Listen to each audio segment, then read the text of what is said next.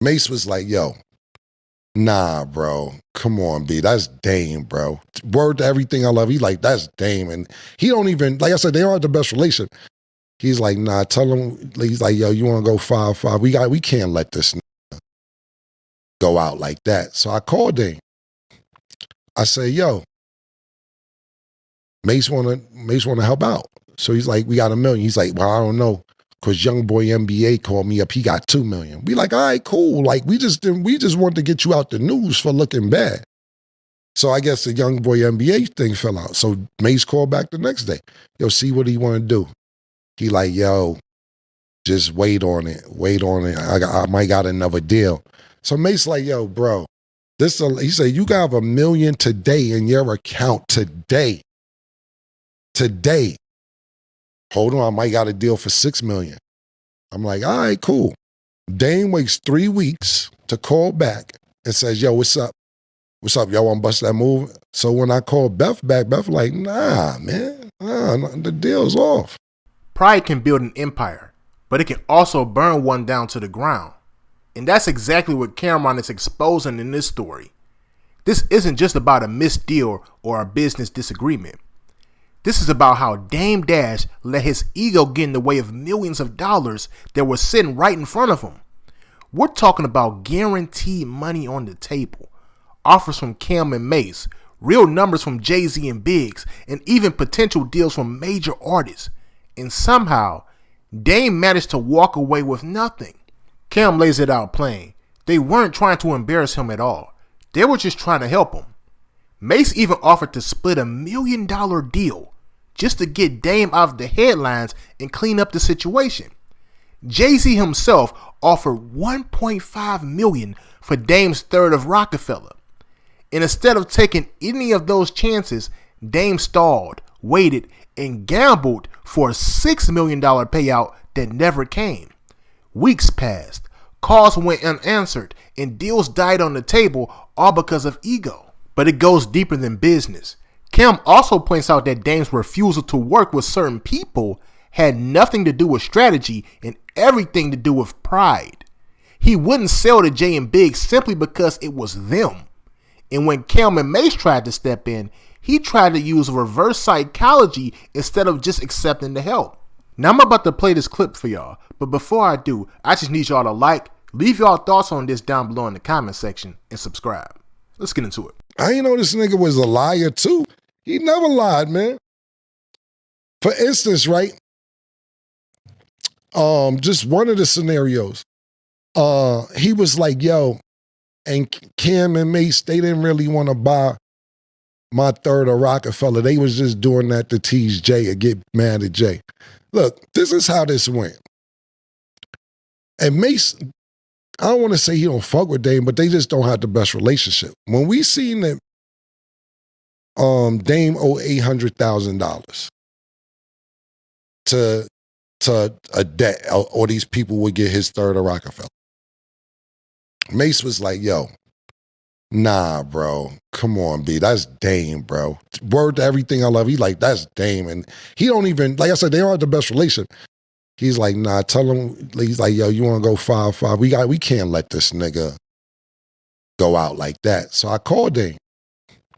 I say, yo, Mace wanna help out. So he's like, we got $1 million. He's like, well, I don't know. Cause young boy NBA called me up. He got $2 million. We like, all right, cool. Like we just wanted to get you out the news for looking bad. So I guess the young boy NBA thing fell out. So Mace called back the next day. Yo, see what he want to do. He like, yo, just wait on it. Wait on it. I might got another deal. So Mace like, yo, bro, he said, you got $1 million today in your account today. Today. Hold on, I might got a deal for $6 million. I'm like, all right, cool. Dame waits 3 weeks to call back and says, yo, what's up? What's up? Y'all want to bust that move? So when I called Beth back, Beth like, nah, man. The deal's off. We ain't doing it. He waited 3 weeks.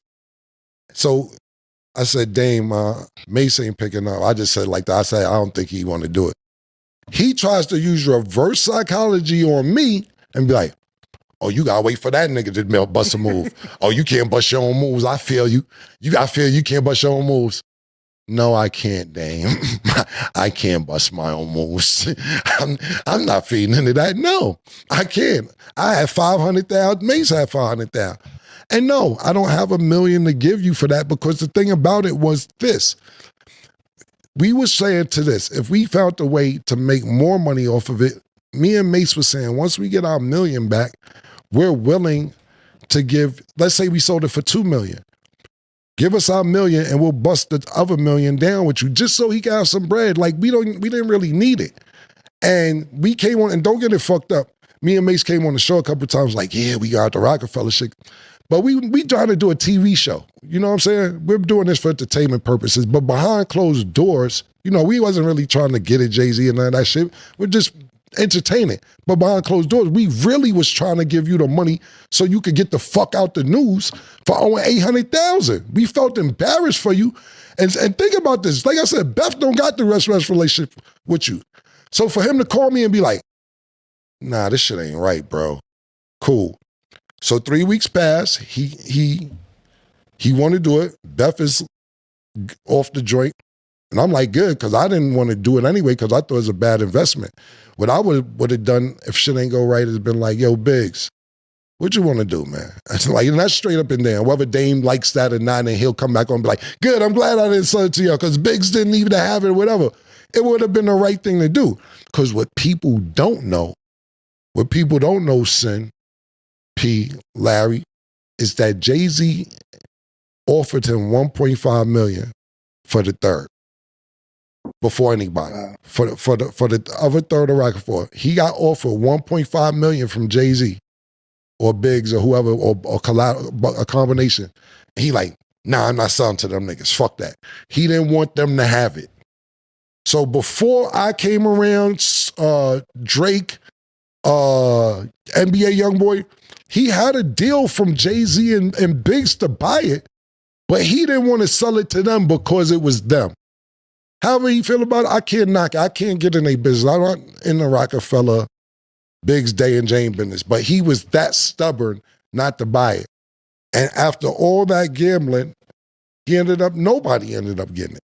So you got 1.5 on the table. You got a guaranteed $1 million from me and Mace on the table. And then you gamble trying to get $6 million. You talking about Drake is calling you. All these other people that are supposed to call you never followed through. And the deal fell through. And now you sitting there saying that we never want the help. That's a lie. That's a lie. Go ahead, son. You got something to say? He did say, when you mentioned Biggs and Jay, he is on his campaign like you broke them up. Mm-hmm. And now you're laughing about it. You know what I mean? Like I seen him say that, but he don't know. We talked about it on the show, and you was like, "Yo, I did jump out the window. Like I was excited or whatever." So he thinks you're making fun of it. I'm not making fun of it. I'm saying, let's think about this. I'm not saying I'm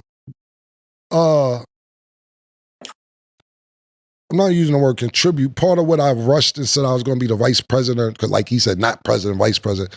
That I may have rushed and said that. But if you want to be serious about it, let's think about this, bro. You shot the movie Death of a Dynasty. Why would you shoot the movie? Y'all with a dynasty, and then you shoot a movie called Death of a Dynasty? What are you told? Why would you do that? You told me. Now, if you want to be technical, see, it's a lot of personal shit I'm not going to do. I'm not going to say it. I'm just not going to do it. But I will say this one. You told me you stopped fucking with Jay because he didn't want to pay Biggs no more. Ego is one of the most expensive things in business, and Dame Dash might be the perfect example of that. Look, when you really sit back and look at this situation, it's bigger than just money left on the table. This is about how pride can cloud judgment, how grudges can outlive opportunities, and how refusing to let go of the past can stop you from securing the future. Dame Dash had multiple doors wide open in front of him. Jay-Z offered a serious deal. Kim and Mace literally tried to help him out of a bad situation and even tried to split the profits just to make sure he walked away with something. And yet, nothing happened. Why? Because sometimes ego makes us chase more when enough is already in our hands. But here's where it gets deeper. I don't think Dame did this just to be difficult. I think part of him genuinely feels betrayed by people he once trusted. When you help build something from the ground up and then feel like you're being cut out of it, it's hard to make logical decisions with clear eyes. That resentment starts guiding your choices. You start turning down opportunities because they come from people you're mad at. And the next thing you know, you're watching money walk out the door because you rather win emotionally than win financially. On the flip side though, that's where growth has to come in. Because in business, feelings don't pay the bills. Pride doesn't clear debt, and ego doesn't build generational wealth. And if you keep letting old wounds dictate new decisions, you end up with nothing and then blaming everybody else for the outcome. Dame could have secured the bag from multiple directions, but instead, the situation turned into years of frustration, missed deals, and more drama than necessary. Now, I want to make something clear. I'm not saying Dame Dash is wrong for how he feels. In fact, I think a lot of people in his shoes would probably feel the same way. But at some point, the smartest play is to separate the emotion from the opportunity. Take the deal, build the next move, and prove your point with success instead of silence. Because no matter how much history there is, nothing hits harder than showing you're still capable of building something new. At the end of the day, this whole story is a lesson for anybody trying to win in business. Don't let pride make decisions for you. Don't let grudges cost you opportunities. And never let a personal rivalry blind you from a professional win. Because as we see here, ego doesn't just cost you money. It can cost you your legacy. So what do y'all think?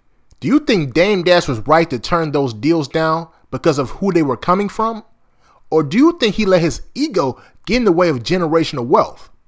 Let me know y'all thoughts down below in the comment section. And make sure you like and subscribe. Peace.